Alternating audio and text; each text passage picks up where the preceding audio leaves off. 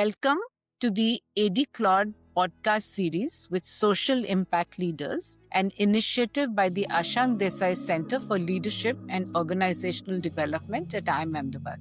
In this podcast, we document and celebrate the leadership journeys of India's homegrown social entrepreneurs who have built impactful institutions from the ground up. In today's episode, we have the privilege of speaking with Aditya Natraj, chartered accountant, economist, MBA from INSEAD, and one of India's most consequential leaders in the field of public system transformation. Aditya is the CEO of Piramal Foundation, the philanthropic arm of the Piramal Group, which has impacted over 113 million lives across 27 states and 2 union territories in just over 16 years. He is also the founder of Kaivalya Education Foundation and the Piramal School of Leadership. Aditya's path to social impact is an unusual one. He trained as a chartered accountant, worked with KPMG for 5 years, then joined a technology startup in Europe before returning to India with a purpose to address the staggering dropout crisis in Indian education. What followed was a decade and a half of building systems, training school principals, and working alongside state governments to unlock what Piramal Foundation calls Seva Bhav, the spirit of service in government middle managers who deliver critical services to millions of citizens. Under Aditya's leadership, Piramal Foundation has partnered with Niti Aayog's Aspirational Districts program, worked with state governments across Rajasthan, Bihar, Assam, Uttar Pradesh, Chhattisgarh, Jharkhand, and beyond, and built the Gandhi Fellowship as a pipeline for young leaders to engage with public systems. Piramal Foundation's work spans education, healthcare, livelihoods, climate, and tribal development. Aditya is an Ashoka Fellow, an Echoing Green Fellow, and an Aspen India Fellow. He serves on the governing boards of the Quality Council of India, Akanksha Foundation, and the Bridgespan India. He was awarded the Times Now Amazing Indian Award in the education category. Aditya, welcome to our podcast. It is indeed a privilege and an honor to have you here. Thank you so much, Neharika. I was wondering who you were describing. Somewhere along the way, it seemed like someone more than me. It's you, Aditya, because we've known each other for many years now.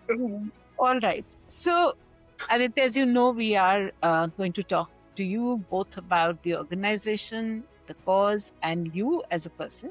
So we'll start off with just asking a simple question as to could you give us a picture of what Piramal Foundation looks like today, its scale, the range of domains it addresses, the geographies it operates in, and the nature of its government partnerships? Sure, let me try that.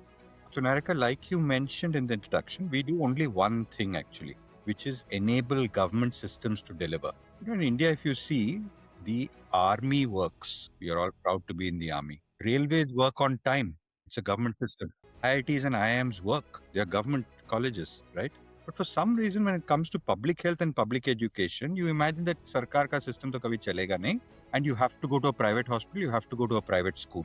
People fight with each other to go to Delhi University, but you'll never imagine fighting with each other going to a public school. And this is just a historical accident. We just didn't invest in the managerial processes, systems, outcome orientation, strategic processes, digitization, stuff like that, which the railways did invest in, which the army did invest in. We just didn't invest in that. So our job is really to just, feel proud. I'm hoping that my grandchildren feel proud of coming out of a government school, like they would feel proud of coming out of an IIT today. That's all we do. We are just helping governments, enabling governments in public health and public education.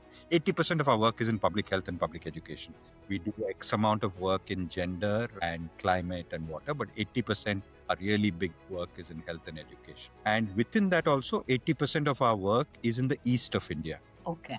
Jharkhand, Assam, Chhattisgarh, Orissa, and Bihar. Instead of Bimaru, we call it Jacob. Jharkhand, Assam, Chhattisgarh, Orissa, Bihar. These 5 states between them have 26% of people in poverty even today, versus the rest of India, which has only 12%.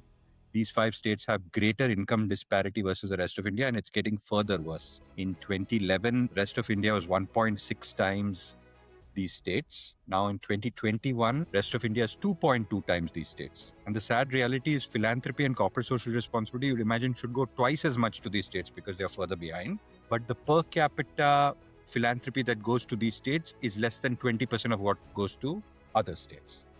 Which means your income is worse, your human development is worse, and you're getting less philanthropic investment. So we are over-indexed on these 5 states. So we enable these government systems to deliver greater health and education outcomes to their population. Interesting. Okay. And so because you enable the government systems to work well, so I'm assuming you largely and only work in partnership with government. Yes. Or are you enter into some kind of a MOU with the government to work on this, or how does that work? Yeah. So you're right, we work only with government, which means other people might open a hospital. We will never open a hospital. We will pick up the government hospital and improve it. Other people might open a school. We will never open a school. We will pick up a set of 100 schools or 1,000 schools and say, how do we improve it? Other people might recruit teachers and deploy them at schools. We will never do that. We will say, who are the existing 30,000 teachers in Jharkhand and how do we help improve their capacity and their motivation? So everything is about making sure government systems work. We essentially believe the fundamental premise of a democracy is the fact that we all should have an equal chance. Equal chance is equal to, I might be born from a rich parent to a parent, but basically education and health are the two great levelers. If my grandmother had TB and I went to a poor school, I'm going to be badly off. Absolutely. And so these are the two main things that we do. Wonderful. And so, at the scale that you've already established from what we read, 113 million lives across 27 states. How do you measure impact? Like, how do you even think of measuring impact? So we don't have project level impact, right? Because if I was doing my own school, I could say, 22% of my children got first class. I'm not running my. So effectively, our impact is, how is India's HDI doing? In 3 years, when the National Family Health Survey comes out and says maternal mortality in Bihar has gone down from 212 mothers to 180, some portion of that is possibly because of us. Every time we report that the National Achievement Survey of Government of India reports that Rajasthan has gone from 62% of children reading to 73% of children reading, we believe that some portion of that is ours. So we measure ourselves by the way governments measure themselves. Think of Accenture or McKinsey, right? What does Accenture do? They serve a client and the client's success is your success. We look at it in a similar sort of model. Okay, that's interesting. Also, you started off by founding the Kaivalya Education Foundation in 2008 with specific training for school principals, which itself was an intervention that was quite unusual at that time. And then from there, you've moved to what you just said, the whole idea of full public system transformation. So what led to that pivot and how has that change been? Yeah. You're bringing back lots of memories. I think there were at least 3-4 inflection points. We started off believing that leadership of middle managers was key. And we still continue to do that. Still, I would say 40% of what we do is leadership of middle managers. So you start off as a great teacher, but the person who gets promoted to headmaster in government has no training. So you could be an excellent physics teacher, but managing people is a completely different ballgame. So you've taken a good physics teacher and made a bad manager. Similarly, you could be an excellent gynac and you've suddenly made him head of department, but poor man doesn't know how to handle politics, project management, people's motivation. So you create an extremely bad HOD. And we found that the processes by which government chooses, incentivizes, and builds capacity of its middle managers was very weak. And that's what we wanted to change. Imagine if at Infosys, you selected in the same way, Infosys would not be what Infosys is today, right? It's a very critical process. We spend so much time on leadership. Government doesn't spend that time. You just imagine. And this is this is unfortunately legacy of the British, and we've not thought to revise it. So that's where we started, and that's still the majority of the work that we do. We still do heavily on leadership, except that not just for headmasters. We do for district education officers, block education officers, cluster resource coordinators, anyone who we call middle managers. This is not the IS officer. It's not the teacher. It's everyone in between. So we do a whole bunch of this thing there, but not just in education. We do the same thing in health. So we train the chief medical officer, we'll train the civil surgeon, we will train the block level education health officer. So everywhere in health as well, in women and child department as well. We will train the CDPO, who handles all the ICDS work and the preschool work. Everywhere in agriculture ministry, we train middle managers. Minority affairs ministry, we train middle managers. Everywhere we train middle managers. So that is the majority of the work that we do. As we were doing the work in education, what we realized was middle managers are failing not because of their capabilities, but they did not have the right information to take the right decision at the right time. Their IT systems just didn't exist. So now if I don't know how many teachers are in which one, which teacher has which subject capability and what orientation and how they had performed in the past and all that was in manual records, I wouldn't be able to take the right decision about what teacher transfer to make. Right? And therefore, it lands up being an ambiguous decision. So we started digitizing in education. If you won't believe it, but for approval of a teacher's leave in Delhi, it would go 7 layers above her, 1 day casual leave. So you created lots of, so again, we digitized processes for teacher transfer, for leave, for medical reimbursement and everything. And we realized that, if you take all that out, only then the administrative burden gets removed so that you can do higher value added work. So we got into digitization. And then we did the same digitization we did in education, we did in health as well. We did it in family. Because again, you don't know how many people are TB patients that's collected. You don't know which are the high-risk pregnancies. You don't know how much of which drug is available there. So how will you be successful? You don't know which X-ray machines are working or not working. So we help digitize there as well, right? So and now we digitize in multiple different ministries. Just how do you make digital so that government is able to take decisions better and allocate resources more efficiently. So this was the second layer that got put on top of leadership. We did digitization. Then after we did digitization, we realized still the stack is not enough. So we added a third stack about 8 years ago, which is about community engagement. We realized the part at which the government fails is the last mile government worker, which is a teacher or an ASHA worker, and the first mile citizen, which is a sarpanch, don't know how to interact with each other. It's a very condescending approach by the state and it's an adversarial approach by the community. And unless that engagement happened well, education, health, agriculture, everything fails. You have a fantastic idea in agriculture, but the farmers are not willing to listen to you. You have a fantastic idea in water conservation, but the village is not willing to listen to you, right? So this is a standard problem. So we picked up that as an issue and added that as the third layer of the stack in public systems transformation, which is community engagement. How do you get sarpanches who typically like building roads, electricity, water tankers, and houses, but tell them you can be involved in shiksha and swasthya. They said, no, wo to doctor ka, wo to teacher ka.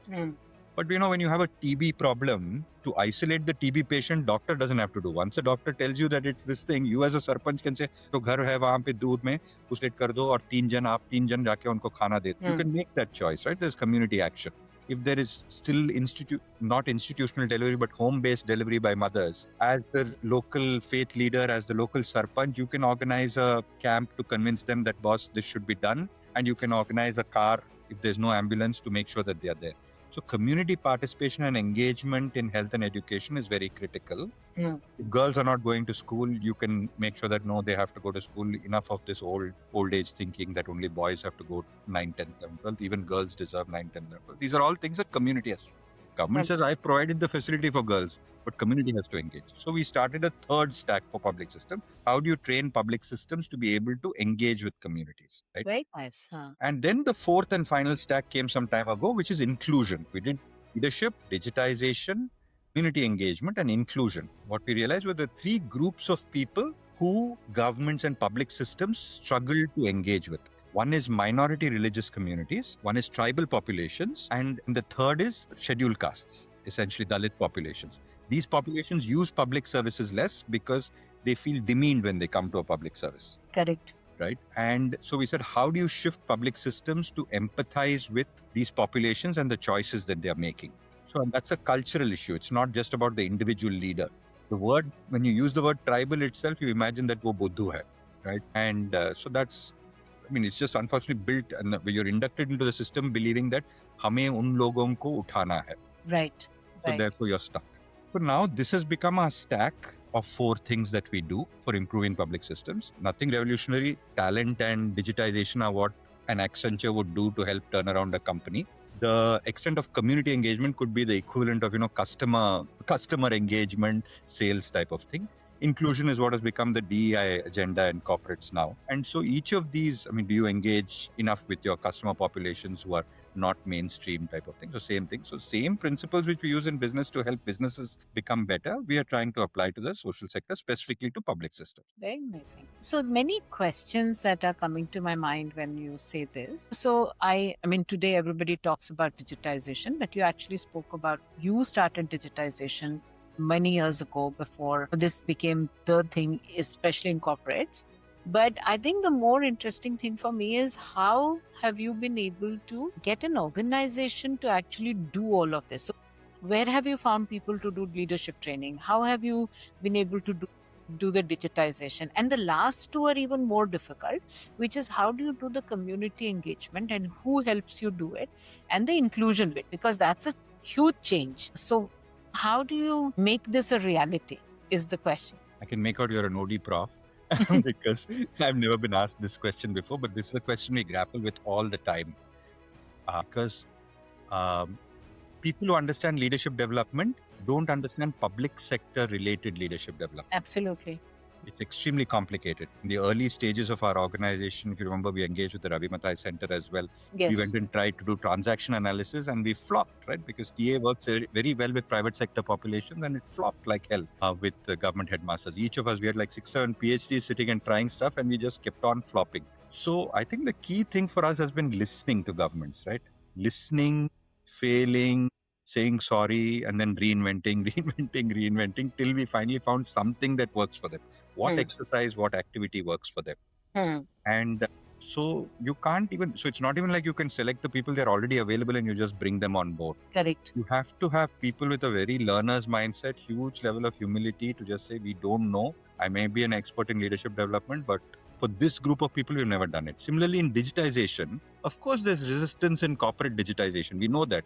But finally, there's a diktat and you can chuck the person out if he doesn't follow it. And levels of corruption in corporates are never anywhere close to what it can be in government systems. Once you digitize government systems, it's very difficult to restrict. Again, so, people, you can bring Infosys and TCS if you want. But it's not about the technical architecture. It's the change management, which creates a system of accountability, which is what people are resisting. It's not the digital that they're resisting. Absolutely. Right? So again, we had to create people who understood what were the issues. And if I tell you some stories, I mean, it's so beautiful about the level of nuance that we developed in change management inside government systems. So we had to develop these people internally with just committed, learner, humility based. We had to keep the technical people who knew this before, but invariably people who had done it in the private sector would fail here. So the only advantage was to send them in and make sure that they failed fast, fail often, and then learn and see, okay, what all doesn't work. 80% of it doesn't work. And then if you had a curious bunch of people, they would do it. Similarly, in the community engagement, you could take a bunch of social workers. They know how to create a community engagement for an activist role for something. A constructivist role with the last mile government worker is a completely different thing. Absolutely. Because they would land up siding on one side. Right? Because the point is bringing people together. It's not just about saying tribals have never been heard. Of course we know, but now we have to include. The question is not to stand up and shout and... So everywhere, I think the cycle has been to build internal people, because building these capabilities, and so we always find something that the capability doesn't exist in India. There's a problem and a capability doesn't exist. That's what turns us on. Then we say, okay, now we have to spend 5 to 10 years to figure out how to build a team that knows how to do this. Patiently sort of done that in each of these 4 areas. And give us a little more details of how you've been able to build, like what are the kind of people who've come stuck, and how have you invested in their development so that they've been able to now do what was required? The best person who does leadership development for us is a maths honors person from Lady Shriram College. Would you have ever imagined that? No. Because we realized that the key, this lady just has, anyway, fortunately, most of us choose our education degrees based on misaligned choices from our parents' incentives. Therefore, the actual academic degree doesn't matter. We've learned to sort of spot 2-3 key capabilities. One key capability is, are you an expert or are you a learner? This is one very critical thing across the board in the organization. So every person who believes that they already know the answer, we are unable to absorb them into our organization. Because if you knew the answer, then the problem would not exist for us to solve. Right? So we knew how to do it. So we look for 2-3 traits in people. So one is, are you a learner? Yeah. Two is humility, right? Which means, like many people are afraid to say that I failed. We celebrate failure. We call it the incredible oops, right? Like And because you're just doing the failure again and again, you have to just persist with the failure. That's very critical. So you're looking for certain habits of mind in people rather than academic degrees or whatever. And when you have those habits of mind, it doesn't matter digitization, you can always you can partner with Infosys to bring in the technical skills. Correct. But the listening to people is very critical. You can partner with someone to bring in, facilitation frameworks. But the key thing is your own learnability and the third part is what we call Seva Bhav. True and genuine interest in serving the population that you are. If you believe that you're greater than that population, you're doing them some other thing, nothing, you're here. I mean, they are providing an opportunity to make your life meaningful. Yeah. People people think just because you're joining an NGO, therefore it's Seva Bhav, but not at all. A lot of us join NGOs because we actually have great pride that I'm giving back. There's no giving back, you're learning. People are giving an opportunity for meaning. You're getting more than what you're giving anyway.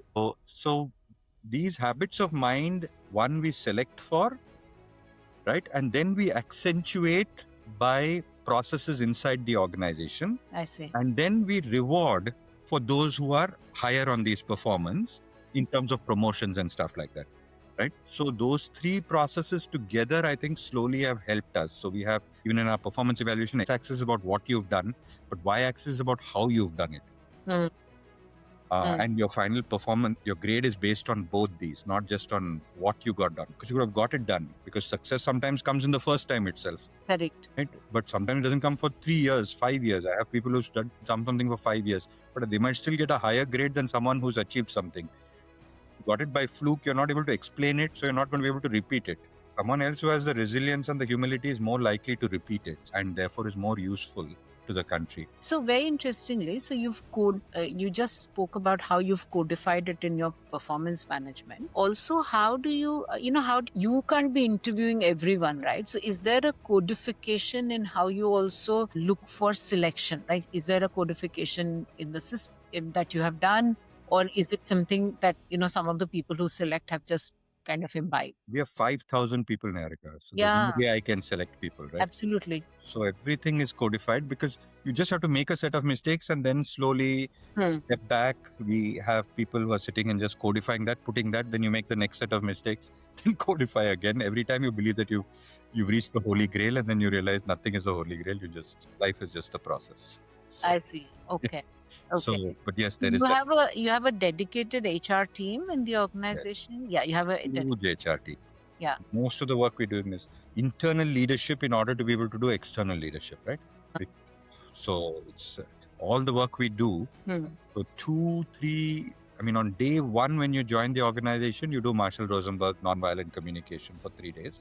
And next 3 days, you do influence without authority. All the work that we do, you can't influence a sarpanch. You don't have power over her. You cannot influence a middle manager, nothing. You accept that the title is not going to help you. Previous expertise is not going to help you. Nothing is going to help you. We had a Delhi School of Economics student who came and said, मैंने इतना economics पढ़ा, लेकिन एक महिला को bank account खोलने में मैं इन्फ्लुएंस नहीं कर पा रही हूँ, तो क्या फायदा मेरे दिल्ली स्कूल ऑफ इकोनॉमिक्स जाने का?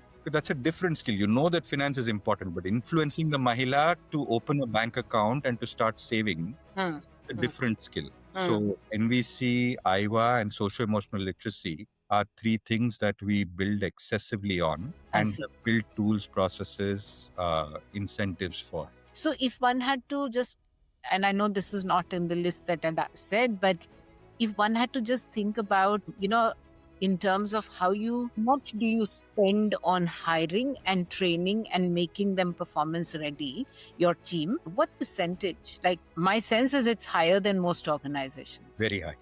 Because the people are not available. Right. So we are a training organization. Whether you take at the last mile, we train Gandhi Fellows, right? Gandhi Fellow is a person who's freshly come out of either a bachelor's or a master's program, maybe has a couple of years of experience. So she's somewhere between 21 and 27 years old. And she could have done 1/3 of the fellows come from science backgrounds. So BSc chemistry, engineering type of things. 1/3 come from commerce, MBA type backgrounds, and 1/3 come from arts backgrounds. Nobody in India knows how to work with influence, right? Emotional literacy generally emotional literacy, if you ask one, what are you feeling? I'm feeling happy, I'm feeling sad. That's the emotional. But to move from that to more nuanced emotional understanding for yourself, so that then you can understand the mother who's sitting in front of you, who's refusing to send her daughter and forcing her daughter to get married, or a government officer who's choosing corruption. The point is, unless you're aware of what is happening inside you, you can't read what is happening in front of the other person. You can't name it. You can't help him name it. Sure. You can't help him process it and therefore make a different choice. So right from the Gandhi Fellow, who's our last mile worker, right? And there are 2,000 out of the 5,000 people, 2,000 are in that category, right, of fellow. They're coming in for 2 years, doing this and going away, which means 40% of my organization leaves after 2 years, which means I have to train them again. Our point is that as long as this skill exists in the ecosystem of more people, it's always valuable skill. Therefore, we look at ourselves also as a training organization. And even the staff who we are taking on top of that, who are coming in to then support the Gandhi Fellows to do their work and therefore improve maternal mortality or improve learning outcomes. But they have not engaged with public systems at this sort of scale to help 1,000 schools. You tell them, go and teach physics in a classroom, I'm great. Maybe teach 20 teachers who are in private sector, also I'm great. So a lot of effort on creating the manpower required for this. Right. Yeah, that seems to be like the constant thing that you do inside to be able to do that. Very interesting. And if you were to go back and think about, how it has evolved, is there anything that you would do differently on this front? Everything. So I had I think we just didn't realize how much effort it's going to take. If you had to do something differently, I think I wouldn't have started. It's enormous work. It is really enormous work, right? Because, unfortunately, we are still drenched in patriarchy, casteism. There are still people coming in who believe that the achievement that they have of having passed out of Sriram College is nothing to do with privilege and has to do with their hard work. Now, unless I unwind this, when he goes into a class with tribal children, he's going to believe that they just didn't work as hard as me. Sure. He doesn't see opportunity privilege. So unless you retrain, unlearn and relearn, this person is not going to be of service to the country. So we just didn't realize how much work it's going to be, how much personal work it's going to be for ourselves. We've had to do a lot of work on ourselves, first of all, and then on the teams, and then deal with, when you're dismantling a portion of your personality which you've held so dear, you know how much you need to be held while that is happening, right? Because you're a corporate. So there are many people who are ex-corporate who've joined us, 25 years, always been successful, grown a retail business from 0 to 1,000 crores. You can't imagine you're going to fail. You're going to come here and you're going to fail. And for 3 years, you're not going to be useful till you've unwound all this. And you have to hold him while he's failing. Sure. Because he says, first thing when you fail is the ego arises and says something is wrong outside. Second time, also the ego arises, something wrong with my boss. Third time, it will say something is wrong with the organization. Fourth is something wrong with the strategy. Then after about 18 months, it finally comes to, I don't know how to do it. And I need to learn. But during that 18 months, you have to hold people till this thing. And then they go through the next 18-month cycle, right? Of saying, I don't know how to do it, but it's not possible. It's not worth it. Then you go through this thing, it's not worth it. It's too much effort, right? It's going to take too long. So you have to go through these cycles and then reach a stage where, and then still be positive and say, okay, I'm merely a process. I have to just do what I need to do and the world will take care of itself. But to reach that stage continuously with senior leaders, middle leaders, we have people who are 40, 45 and who are joining, and also 30, 35 who are joining, and also 20, 25 who are joining. At all three levels of management, you have to just continuously do that process. It's a lot of work. And this number would be almost 500, 800 people or less than that? The people who are in our staff? Yeah, the top, the senior people. So if you split it by bands, we have 5,000 people, so there are 50 people who are considered band 4, which is the senior most band. And then band 3 is 250 people. Then band 1 is 1,500 people. So that's how the 2,000 sort of... Okay. Wow. With all these people. So there's a lot of... And of course, many of them are also remote, right? So you are in Bombay or have been in Delhi, and there are people across because you're in 27 different states. So it's not like there's a face-to-face. Yeah, so this is very important, right? Because we realized that when we were trying to borrow from corporate processes, ICICI Bank has 3,000 people in one place. So therefore, you can celebrate a birthday. You can sense a mood of a person. I have on average, at best, 3 to 4 people in a block living together. And that's a block. 93% of my people live at district or below. Wow. right? So at a block, you might have 3-4 people. Correct. Block 3-4 people means what? I wake up in the morning and you're going off to one village in the north, I'm going to one in the east, I'm going to... block is 100 kilometers, right? So Right. we are going very far away from each other. So there's no office culture that's possible. Correct. And so I think at some point, if you wanted to write a PhD, you have to write on, how do you create culture in a space where they cannot observe their supervisor. Right? Yes. Because a lot of culture gets built by just observing how people interact. Here you can't. And I can't observe how my one down works and how she's interacting with the headmaster either. Yes. So in both cases, it's very, very difficult. How do you serve the customer? How is the customer responding to you? And so a lot of our systems have been built around virtual. And so therefore, actually, the senior leadership sitting away doesn't matter now. Because even at the delivery level, nobody can watch each other. Because you're going to one, even if there are 4 people, one person's going to a hospital, one person is going to the Krishi Kendra, one person is going to the ICDS center, and one person is going for a teacher training. So वापस आके मतलब you're not even doing it together. So that's why I think the work is inherently difficult. It develops a lot of humility to recognize why government is so difficult to operate, because we are not even able to do this with all the flexibility, agility, training that we've been given. Obviously, systems are very difficult to run. Yeah. And a related question is about both motivation and compensation. So one is, how do you keep your teams motivated? And that, I think, in the social sector is a constant question, especially because it gets linked to the fact that the compensation is not at the highest. So how do you, any thoughts on that, please? So this actually we developed quite early, because I think maybe by year 5, 6, we got this framework, and this has stayed for the last 12 years almost in the organization. We call it MLJP, meaning, learning, joy, and pride. Money is going to be enough to put food on the table. That's all, right? After that, you have to get MLJP. My job as a leader is to make sure that people who are working with me have MLJP. So meaning, first of all, the action that you're doing should give you meaning in life. I'm saving girls, I'm getting India included. This particular action should have some personal meaning for you. Right? And we do a lot of Viktor Frankl type of work to make sure that meaning is very critical, because without that, what is the drive? So when you look at compensation, you don't look at just financial compensation. What if I give you a job which was 80% of the other job, but it had 20% more meaning? You take it or not? You're looking for that, right? Then I'm saying, what if I give you only 60%, but there was excessive learning? How much do you enjoy learning? Something that the world doesn't know, right? Because you have to learn, because if the world knew how to do this, we would solve it. So do you get turned on by learning? And so that way, another 10% discount is going to come because of learning, or another 10% premium, depending on how you look at it. Then joy, right? Emotional awareness and learning to serve other people is a level of joy that is just too beautiful, according to me.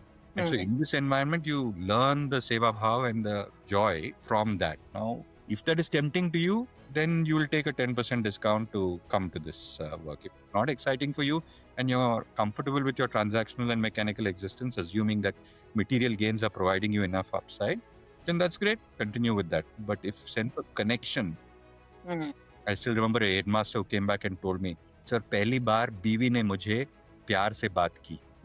तो उसका क्या फायदा? Because he's finally learned intimacy. Vulnerability. So his wife he's able to speak to his wife vulnerably, and she's able to speak back intimately, right? And so unfortunately, that is what you learn, because you have to enable it in a headmaster, you have to enable it first in your own family. And the fourth one is pride. Just living a life of values and living a life in service of the country. If you're proud of that, most of us have grandparents who have done something important for the country, and we imagine that we could not. That's over. उस ज़माने में, independence के लिए. But the independence today, I mean, Ambedkar's promise to the country was that we would have an equal country. There's so much work left for us to do. If that turns you on, and, just the concept of creating a plural democratic country, if that's a turn on for you, then, this work is great. If it's not a turn on for you, then this is not going to. So ML, J, and P, we provide processes by which you discover this about yourself. Very nice. More and more. But then this is so basically you decoded intrinsic motivation to these 4 things. If I don't care about nation, I don't care about intimacy, I don't care about learning, and meaning is not important, world is a transactional world and we're just living a game, then this is probably not the right organization for you.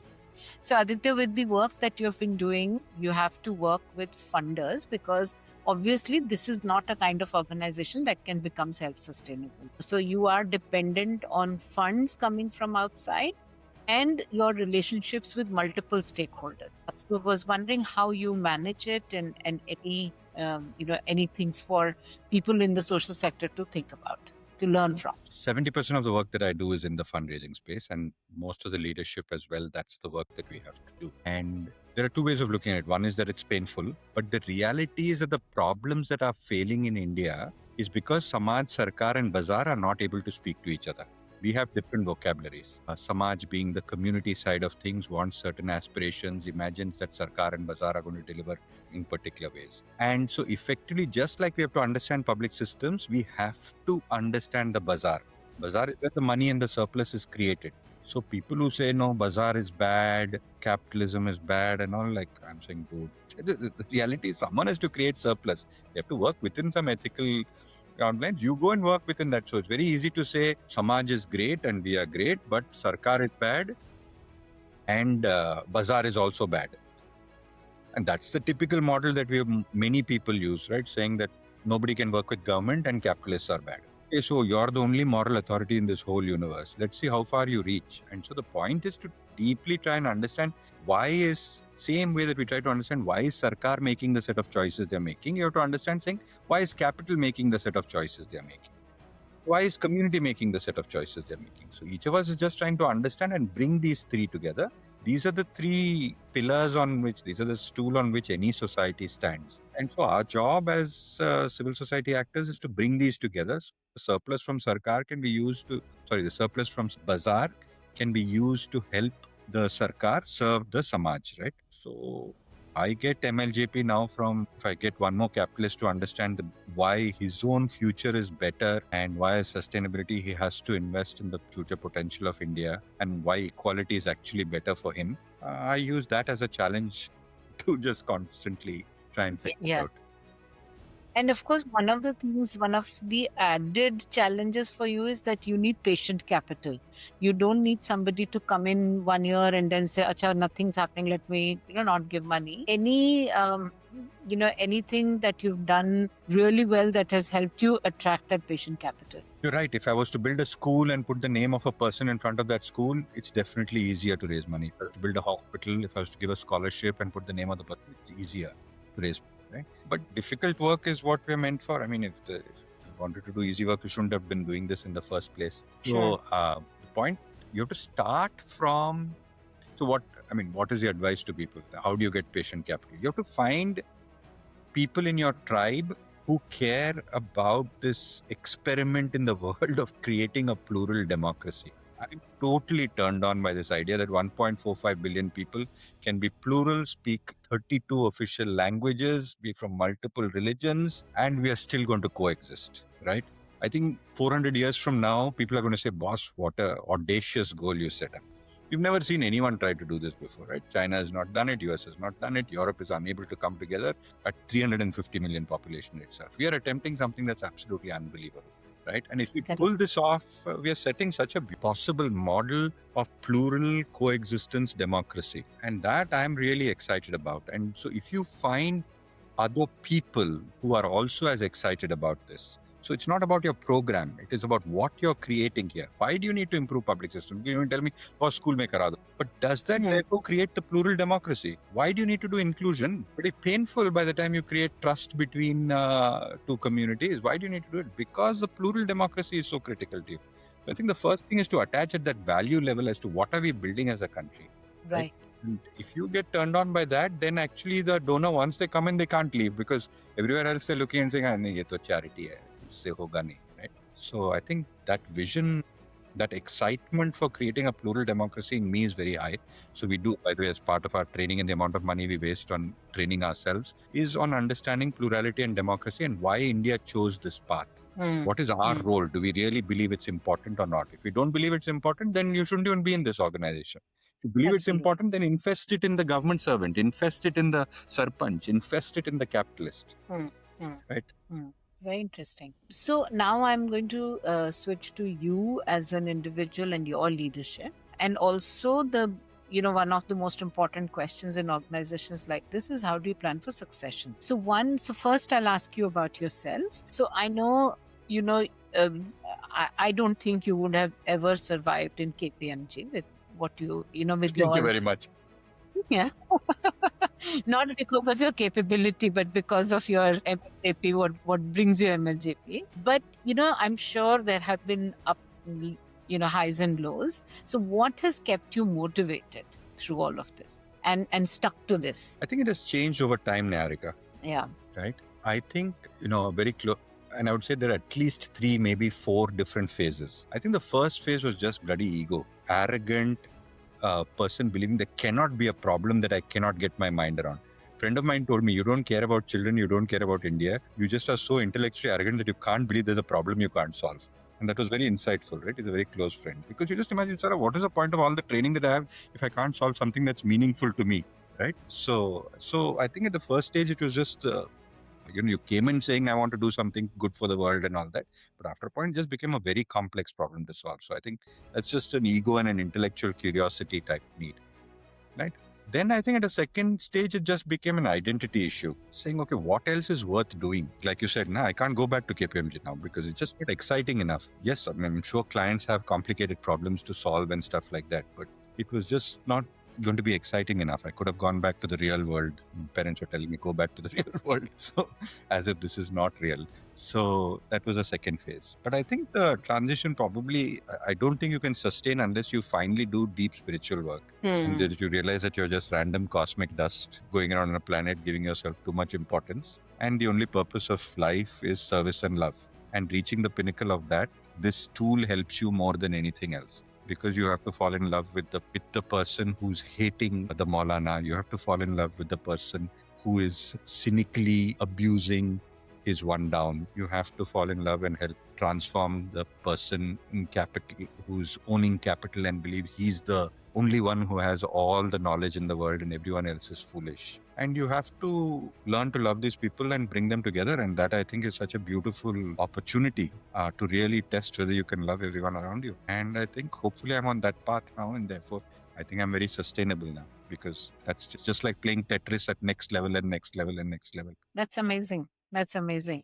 So eventually everything boils down to the fact that we want a connection, a relationship, and the ability to love beyond ourselves. That's beautiful. Also, if I were to ask you, what is your plan B, like for the organization, right? So how are you ensuring that there is institutional continuity and there's succession in the organization? Is that, because that's another place where I think growth gets impaired or scalability is not there because we haven't thought about these things. Yeah. So because we are a leadership development organization, if I don't manage this myself, it'd be a bit embarrassing.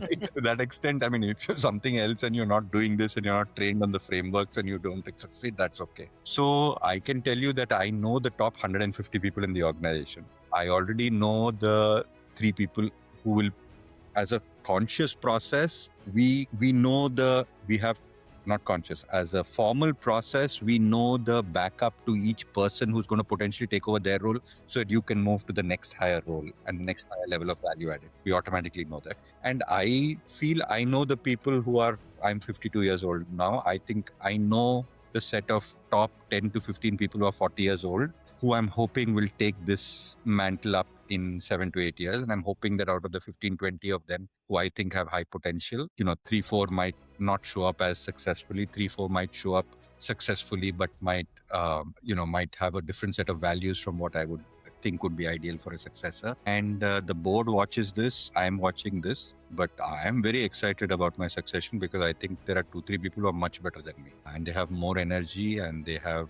more commitment to country. And so I'm like super excited. I'm just waiting for them to quickly become this so that I can just step out and do something.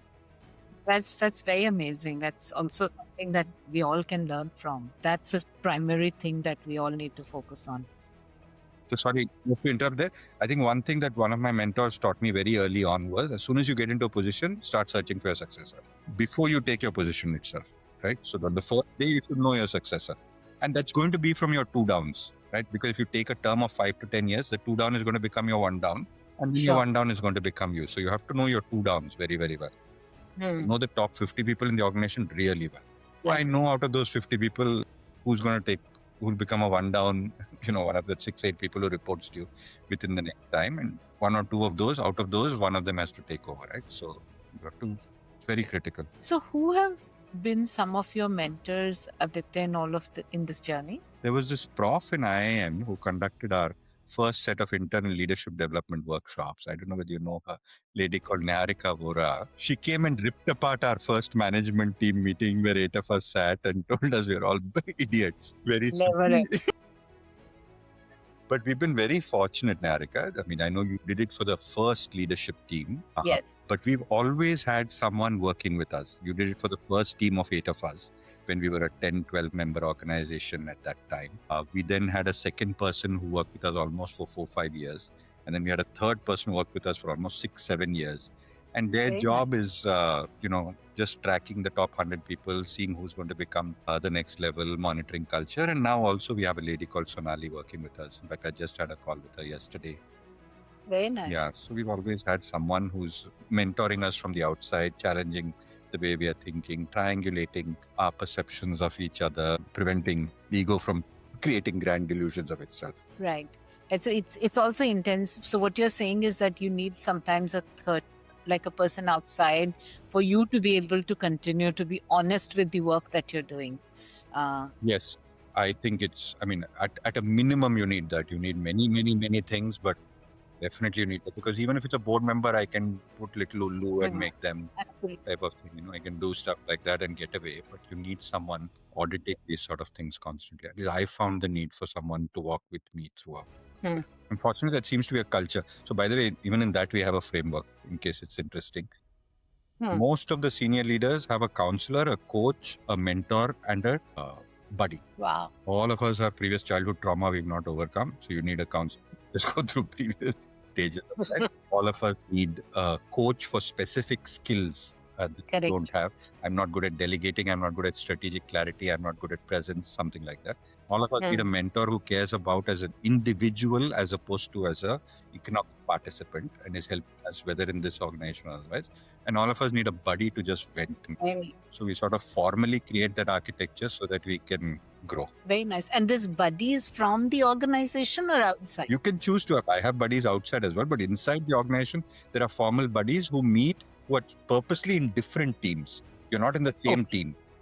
So you're from a different team, because in the same team, then it becomes politics. So we purposely put it in a different team. So in 4 different teams. So, vaguely, your 2-up boss may be similar or something like that. But it's not too much. It takes a little time to get into that rhythm. They typically meet on a Saturday morning for half an hour. It takes a little while. But then after a point, it becomes a great way to say, I also don't know how to do this. You also don't know how to do this. So helps internal learning as well. Very nice. Yeah. So we are also hoping that there are young people who are listening to this podcast. So there is a question that for a young person today, perhaps a chartered accountant or an MBA or a management student who's considering a shift from corporate world to social sector, what would be 2 or 3 things that you would tell them that they need to keep in mind? I'm not good at giving young people advice, Neharika. I'm good at learning from them. I think they live in such a different context from what I grew up as a young person. I had to still make sure that, I had to buy a housing loan. I still didn't have connectivity. I used to listen to World This Week and imagine that I understood the world. They have so much more information. And I was alleged that supposedly I don't give young people feedback. And I said, because I know your context is so different. Your opportunities are so different. Surely. And now there's going to be AI, climate change, geopolitics. Everything is different from when I was 23 years old. What rule that I applied is going to be applicable to you? Then it becomes at a very philosophical level, right? At a philosophical level, the only thing I told my daughter was invest in your spiritual and psychological development. I think that can't go wrong. Nothing else in the world can change. If you don't invest in your psychological development, and if you don't invest in your spiritual development, I think life is difficult to navigate. I learned that later than I thought was useful. Well, that's useful advice, and I think that's solid. But God knows these people might figure out a different way to make the world work. Possibly, and we'll learn from them. Yeah. Exactly. Well, thank you so much. It was delightful having this conversation. Also extremely refreshing because, we've spoken after a long time. It's just good learning. And I really hope that there are more people who want to do this kind of work and will learn from you and from all of the other people who've been creating this value. Thank you so much for creating this. I hope I always knew that social sector leadership burnt my MBA books. after 2 years of being in the social sector. I literally physically burnt them because I found because all motivation is assuming that the human being is optimizing for herself. Yes. And if you use that as a paradigm, social sector is not going to work. Why does a person volunteer? We don't understand it in corporate world. We don't understand why. We have 100,000 volunteers at any time. Why do they volunteer? It doesn't make any sense. We don't understand those motivations. So I think it's a really beautiful exercise that you're doing to try and decode this. Absolutely. And I hope we... and you helped one small part. Thank you so much. Thank you.